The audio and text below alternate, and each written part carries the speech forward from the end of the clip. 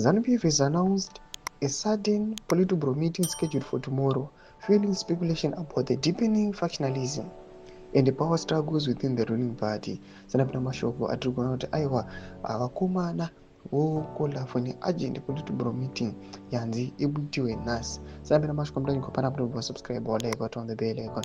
Tipina pana pamuzvinga mudanyira chiti. The meeting, described as the final Politburo session for the year, has no stated agenda. Party Secretary for Information Publicity, Christopher Mnangagwa, confirmed the development, emphasizing the urgency of the gathering.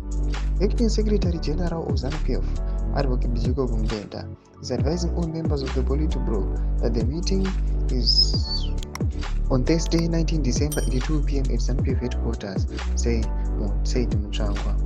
He further instructed all members to be seated by 1:45 p.m. The sudden call for this meeting follows months of escalating tension within ZANU-PF. Factions aligned with President Mnangagwa and Vice President Constantino Chiwenga have been vying for control, creating an atmosphere for uncertainty and speculation about the party's future direction.